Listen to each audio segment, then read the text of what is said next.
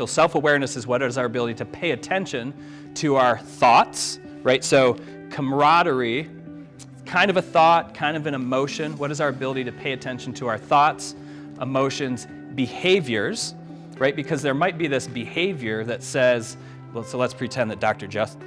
Dustin was the one that you felt camaraderie. You might feel your behavior actually start to draw towards him. Like, oh, hey, I was thinking about that time that we did that thing. Remember that? That was awesome, right?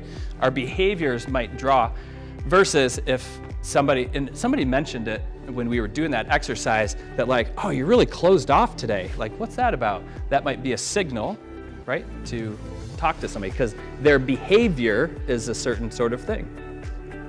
So thoughts, what is our ability to be aware of our thoughts? Our emotions, which we're not going to really talk about today.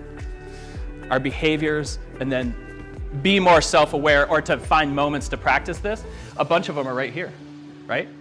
I've put some of them up there: interruptions, distractions, fear of not getting things done, right? A really good way to not take care of yourself is to be afraid that you're not going to get everything done. But you can imagine that over time doesn't really go well. So then I also put up, like, on the professional side of your life, so professional practice means on the professional side of your life, and then on the personal side, here's just some of these sorts of things. But more than these, right, I could have listed out 50. More than these, I want you all to have conversations. We're not going to do it right this second, but I want you to be able to have conversations of what this would look like in your own life. What gets in the way of this, how you can build in practices. So like I said, when we go into organizations, we're looking for moments like this. Moments where self-awareness should be happening and doesn't, and start to build those in a little bit.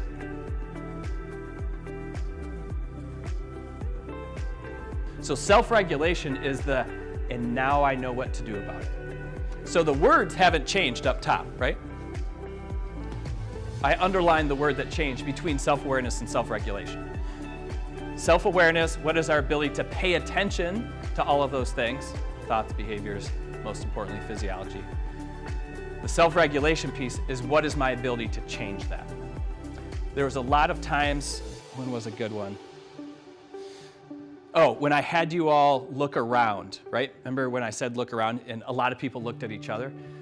There was this really magical thing, and nobody named it, but it was like, one of two things happened. Giggling or laughing, right? It's like, I remember that time we did that thing, right? So like laughing, so that was one. But another one was, there was this self-regulation that kicked on because we're around people that we appreciate, and there was this.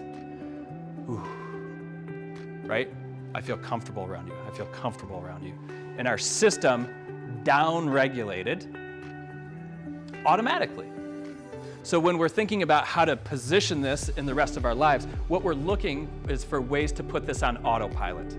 So that all we have to do is set the conditions for self-regulation, and in that case, co-regulation, to take place. Because the more regulated you are, Jeff, the more regulated, the more opportunity you have to co-regulate with an owner.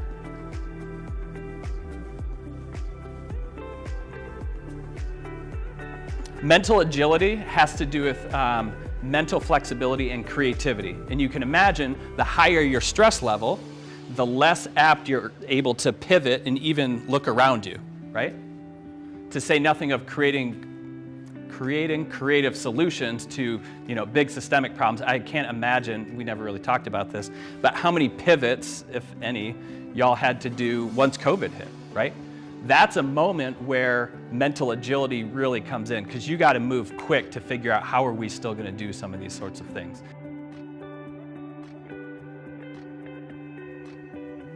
Strength of character, also not going to spend any time on that.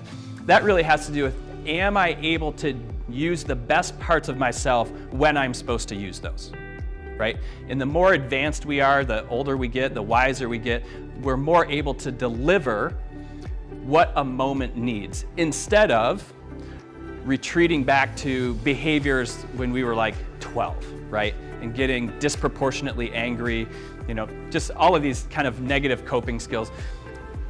The more we're able to appropriately modulate our stress, the better we're able to pull some of these things out.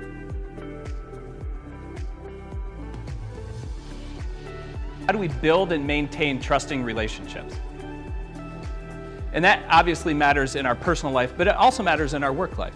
You know, when I think about how separate you all are from each other a fair amount of the time, what I'm really curious is, you know, moving forward from here, especially during and after COVID, depending on where we sit, how this can be leveraged, right? How we can better leverage connection between you all, because I don't understand what you do. We could talk for years and I couldn't do it. I don't understand what you do. I don't understand what you do. I can figure it out in my brain, but you know him better than anybody. You all know each other better than anybody. So how can we leverage that? Because this is a principle of resiliency that says, Jeff was talking about this, right? If I don't say that I'm not doing good, you might be able to look at me and go, you're full of shit. We need to talk. We need to figure this out. And only because I have people that love and trust me, and it's reciprocal, that they can kind of call me out. That's the number one reason I married my wife, because I knew that I would not get away with any bullshit for the rest of my life. And I needed that level of optimism. And optimism is a number of things. One of which, and we'll talk about it a little bit, but it's basically how we make sense of when good and bad things happen, right? A pessimist, something happens and they're like, something bad happened. But it also impacts us when good things happen, because if I was like, hey, oh, I thought I had $20 to give you, but it's just this, right? Versus, hey, I appreciate the offer, give it to me at lunch, right? How we make sense, how we interpret these. The bigger our stress is, the more we are inclined, not big stress like in our capacity, but over threshold, we'll call it. We trend towards pessimism, right?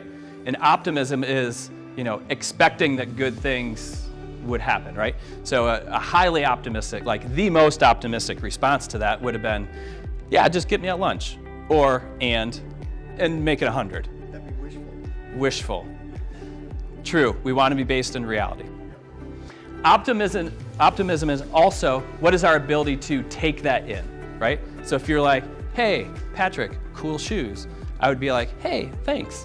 They're really comfortable. As opposed to saying, yeah, my wife got them for me. I don't love them, right? What is my ability to just take in good things? Food, right?